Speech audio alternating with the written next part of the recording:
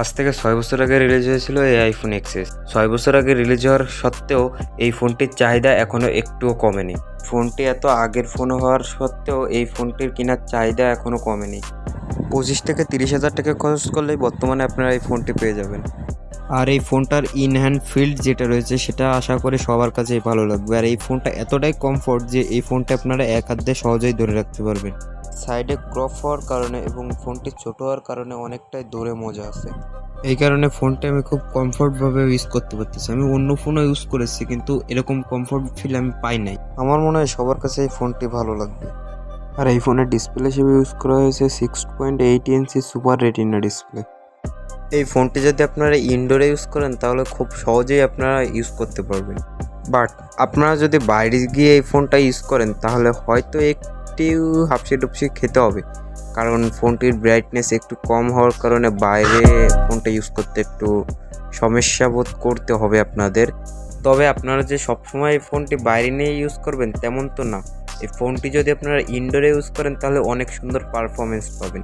আর আউটডোরে গেলে একটু হয়তো ঘাবড়াতে হবে, আর আপনারা ইনডোরে যখন ইউজ করবেন তখন একটু ভালো পারফরমেন্স পাবেন।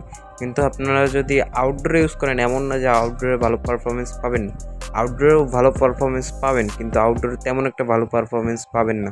পারফরমেন্স বলতে এটি ব্রাইটনেসের কথা বলা হচ্ছে। আউটডোরে ব্রাইটনেসটা একটু কম পাবেন কিন্তু আপনারা চালায় নিতে পারবেন।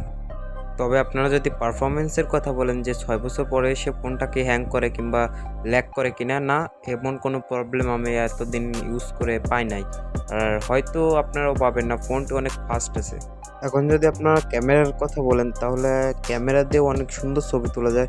যেমন আমরা কিছু ছবি তুলেছি, ছবিগুলো মোটামুটি ভালোই এসেছে। পোর্ট্রেট মোডে তুলেছি, ফটো মোডে তুলেছি, লাইভ মোডে তুলেছি। তো আপনারা ফটো স্যাম্পল তো দেখতেই পাচ্ছেন।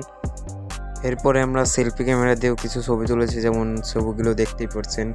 ব্যাকগ্রাউন্ডটাও সুন্দর আছে। আর আপনারা যদি ভেবে থাকেন এই ফোনের সব দিকটাই ভালো হবে তবে একটু ভুল করবেন আপনারা, কারণ এই ফোনটার ব্যাটারি নিয়ে একটু আমার হাপসি দপসি খাওয়া লেগেছে। কারণ এই ফোনটার ব্যাটারি এমএস কম হওয়ার কারণে খুব ভালোভাবে কমফোর্টেবল ভাবে ইউজ করতে পারতেছি, যেটাকে অন্যান্য ফোন খুব কমফোর্টেবল ভাবে ইউজ করতে পারি না। আমার মনে হয় যে এই প্রিমিয়াম একটা ফোন এই 2024 কে অনেক বেশি স্বাচ্ছন্দ্য দিবে এই ফোনটা। আমার মনে হয় যে সবার কাছে এটা অনেক বেশি ভালো লাগবে। তাছাড়া এই ফোনের বিল্ড কোয়ালিটি তো একদম টপ নচ। এটা রয়েছে সেটা দিয়ে বানানো, যেটা আপনার হাতে খুবই ভালো একটা প্রিমিয়াম ফিল দিবে। তাছাড়া এর সামনে এবং পিছনে কিন্তু কর্নিং গরিলা গ্লাস ইউজ করা হয়েছে, যেটা আপনাকে ভালো একটা প্রোটেকশন দিবে। কিন্তু এই 2024 সালে এসেও আমাদের দেশে প্রচুর মানুষ এই আইফোন এক্সএস নিয়ে জানতে আগ্রহী। কিন্তু 2024 সালে কিনেন তাহলে আপনার যেই টাকা দিয়ে কিনবেন এই ফোনটা এখন